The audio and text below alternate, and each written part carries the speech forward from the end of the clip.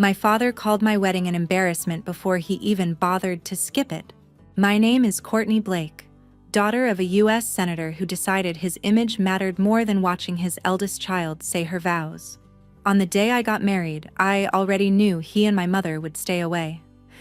I thought the worst thing I would feel was the sting of 2 empty chairs and the kind of silence that follows you home. I was wrong. Right after the ceremony, still in my dress, I opened the family group chat that usually held charity photos and campaign updates. My hands were steady in a way my heart was not.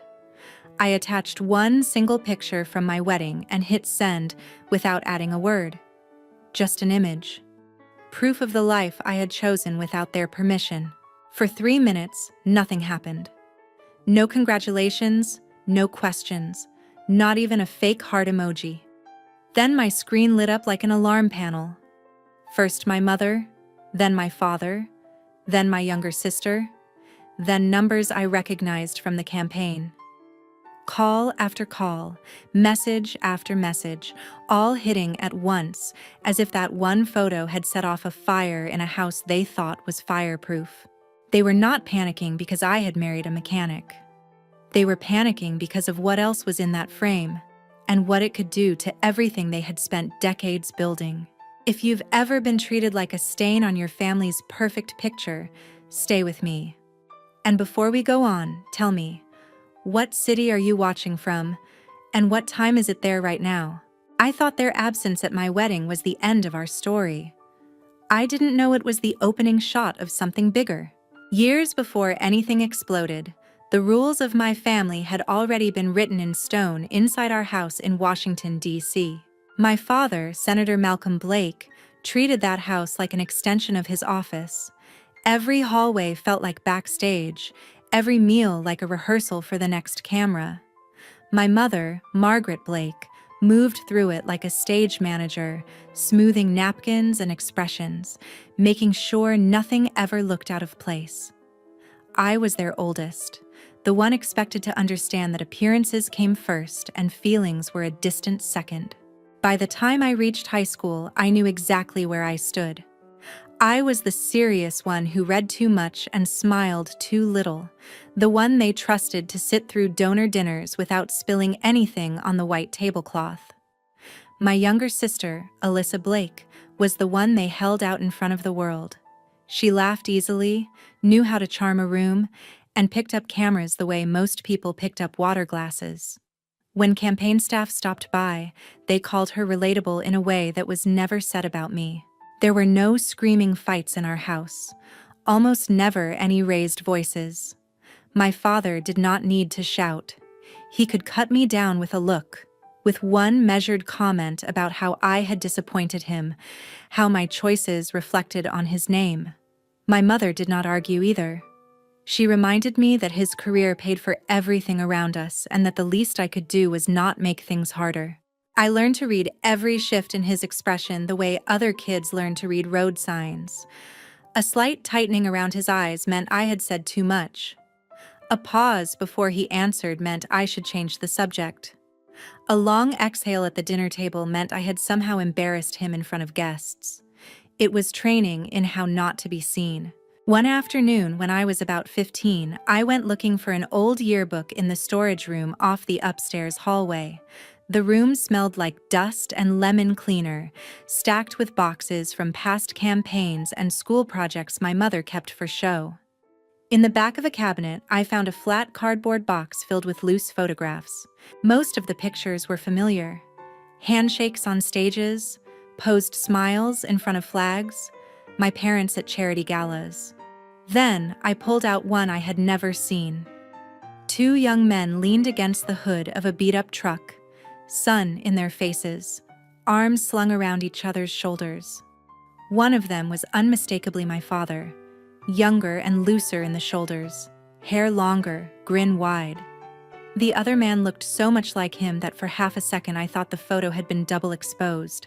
They had the same jawline, the same eyes, the same dimple at the corner of the mouth. But there was something softer in the stranger's face. He looked like my father might have looked if he had never learned how to weaponize a smile. On the back of the photo, in faded ink. There was only a year and one word I could not quite make out. Standing there in that cramped room, the photo in my hand felt heavier than it should have. It did not fit the story I had been told about our family. I had never heard my father mention a brother. I had never seen my mother set an extra place at the table or seen a man who looked like this in any of the framed collages in the hallway. The sound of my mother's heels in the hallway snapped me out of it. I slipped the other photos back into their box but kept that one, as if someone might be able to explain it. I stepped back into the hall, heart beating faster for reasons I could not name yet. That was the first time I understood that parts of our family history were missing on purpose, and that the man in that photograph had been cut out as neatly as a face sliced from a frame. In the years that followed, that hidden photograph stayed tucked inside a notebook I kept on my top shelf, a quiet reminder that something in our family story had been rewritten. As I moved into adulthood, the distance between me and my parents didn't come from one dramatic argument. It came from a steady erosion of trust, a gradual understanding that my worth to them depended entirely on how well I reinforced their public image. College applications were treated like campaign strategy briefs.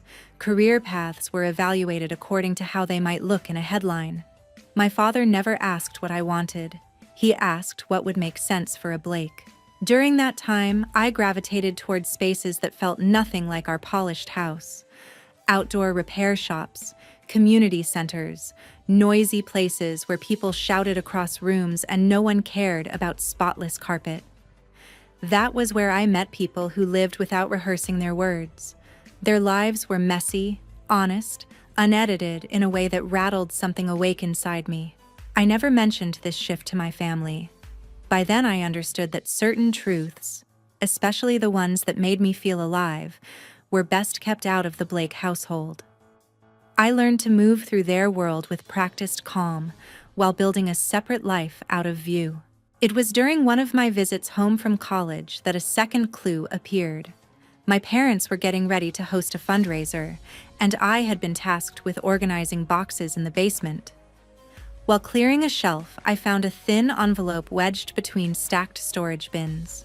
Inside were a few documents, nothing remarkable at first glance, but among them lay a folded letter bearing handwriting that looked nothing like my father's firm, deliberate script.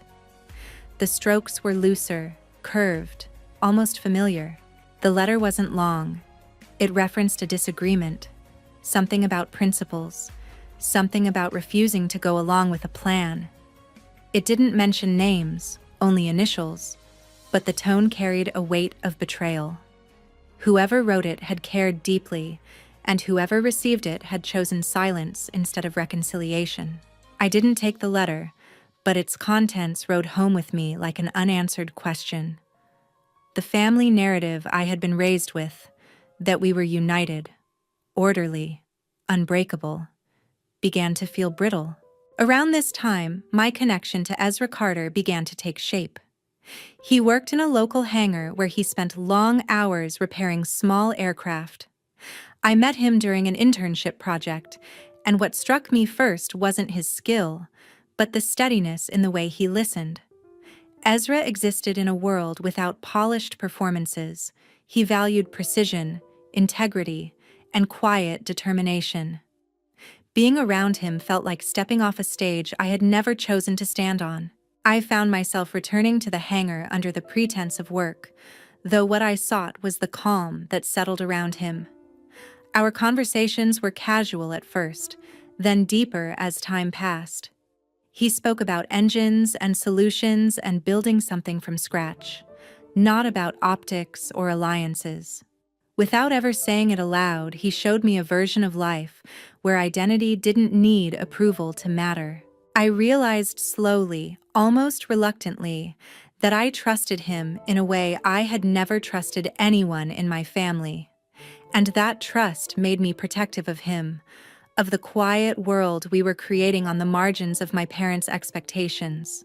At that point, I still believed I could keep both worlds separate, the one my parents designed for me and the one I was building for myself.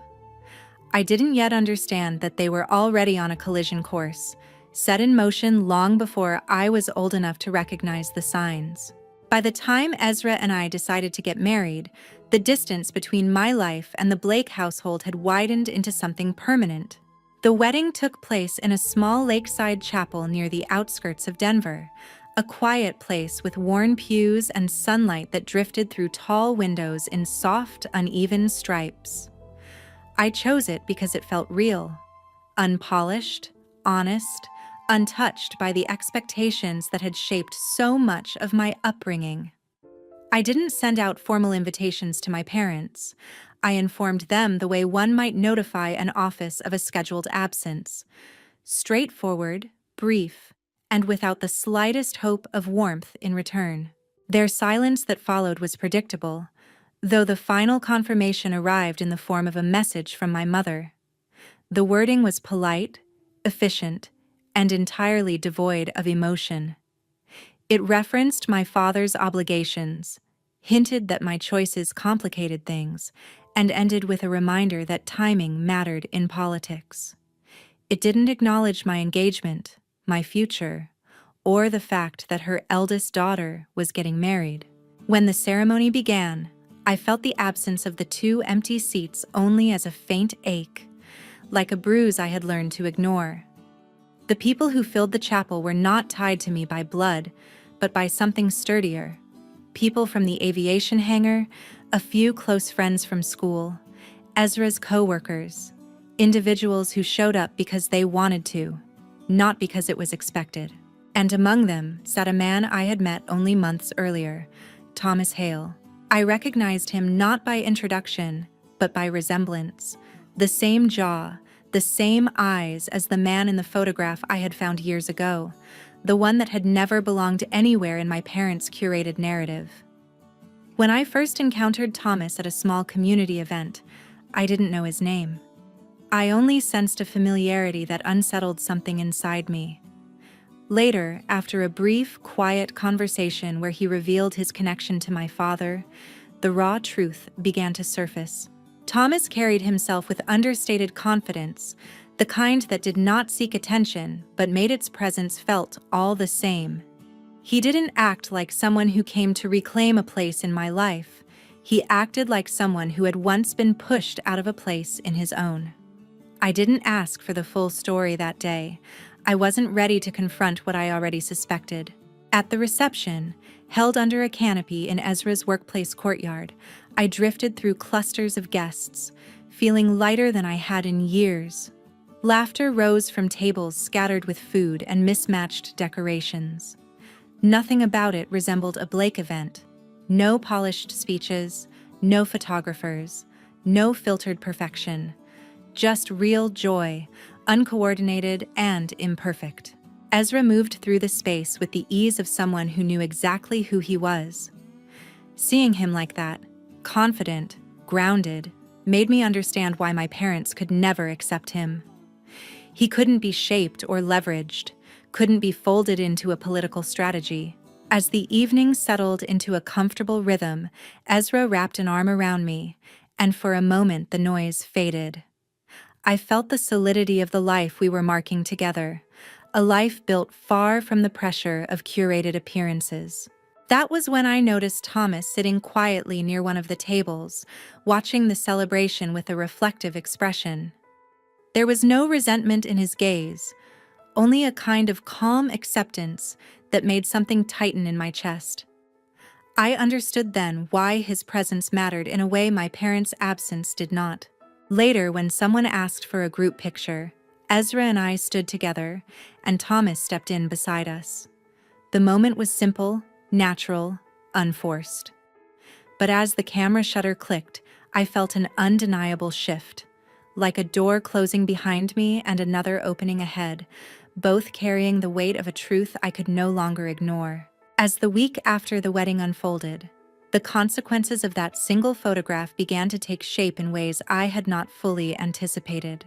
The image I sent, just the 3 of us standing together, had landed in my family group chat like a spark in a room filled with dry paper. I didn't respond to the barrage of calls that followed. I didn't explain the picture or answer any of the frantic messages. Instead, I let the silence stretch, knowing instinctively that silence unsettled my parents more than anger ever could. But beneath that quiet, I sensed a shift rippling outward.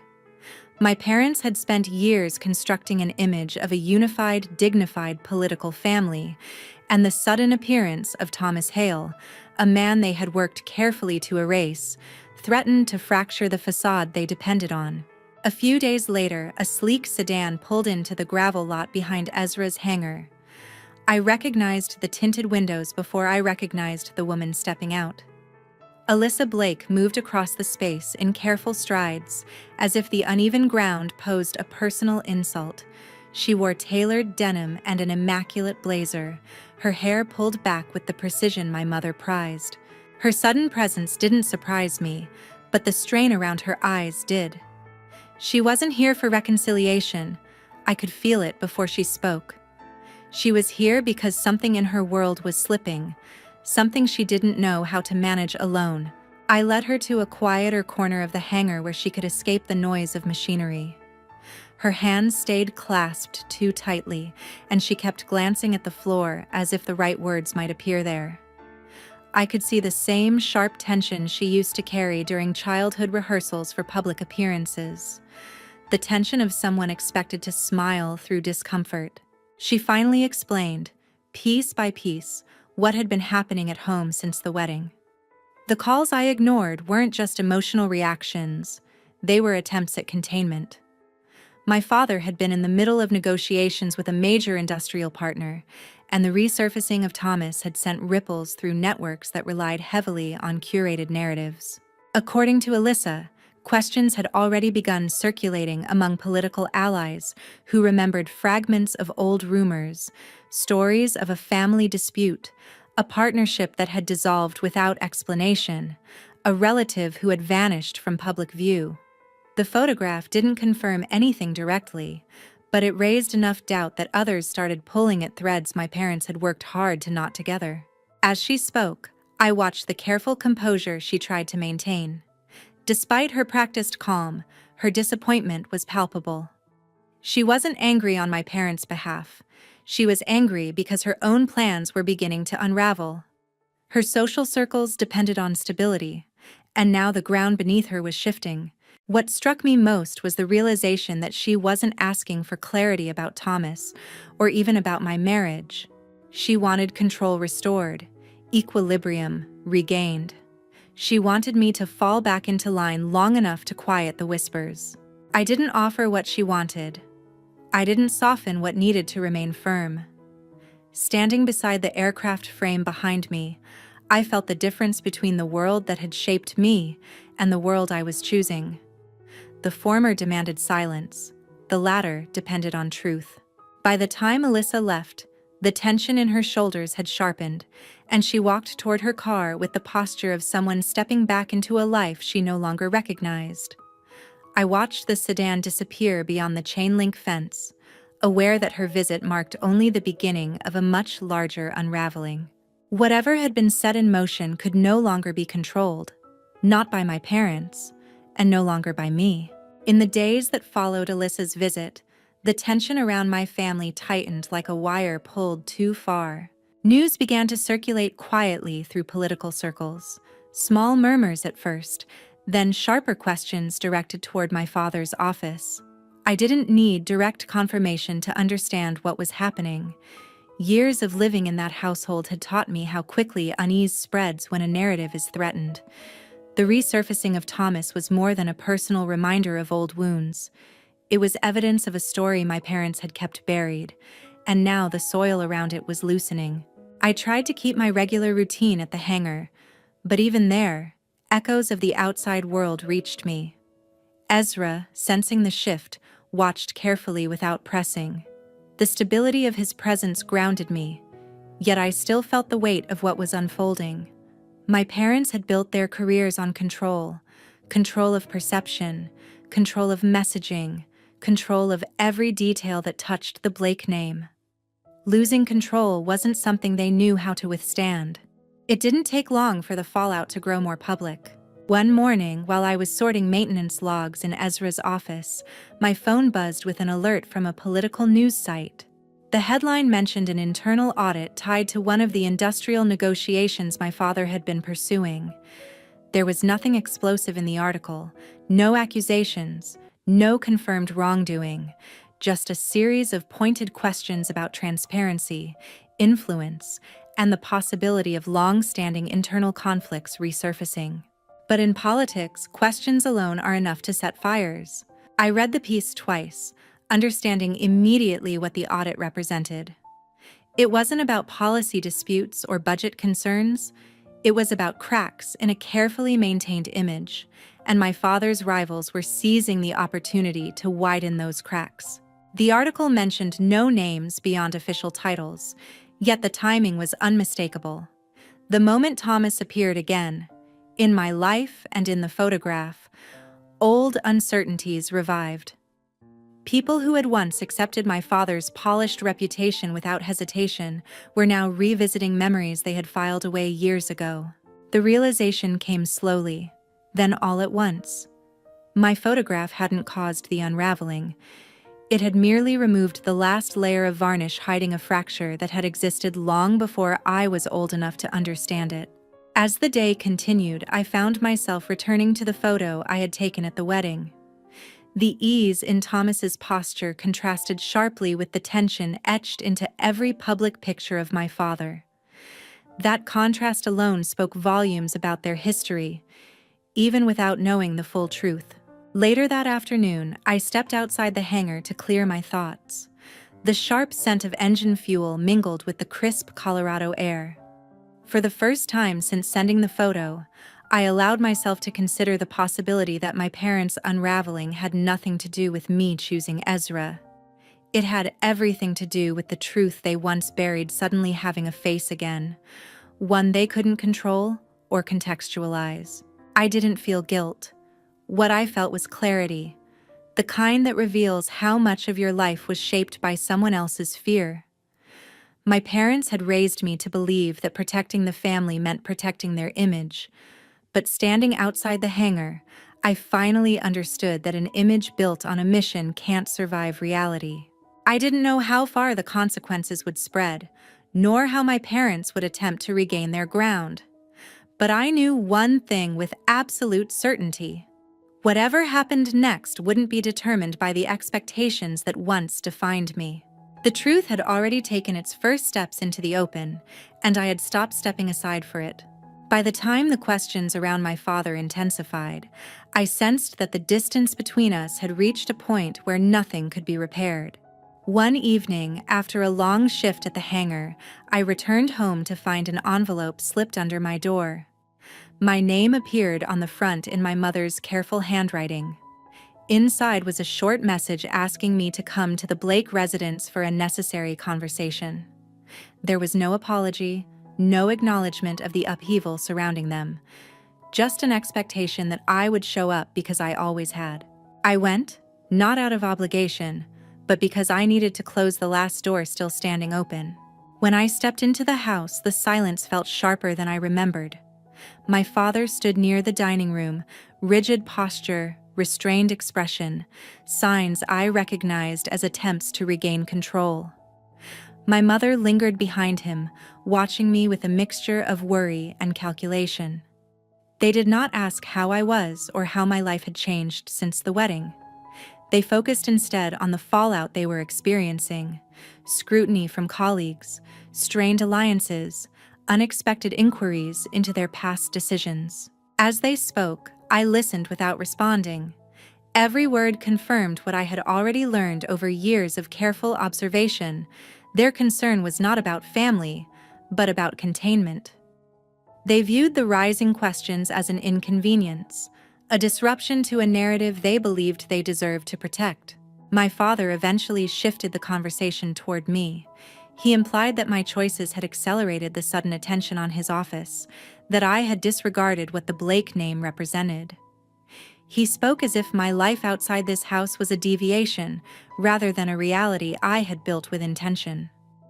The more he talked, the clearer it became that he still expected me to align myself with his goals, even now, even after everything. Standing there, I felt an unexpected calm settle over me. I looked at the walls, the arranged photographs, the curated version of our family that had never matched the truth. I felt no anger, only certainty. The part of me that once sought their approval had fallen away long before this moment. When I spoke, my voice remained steady.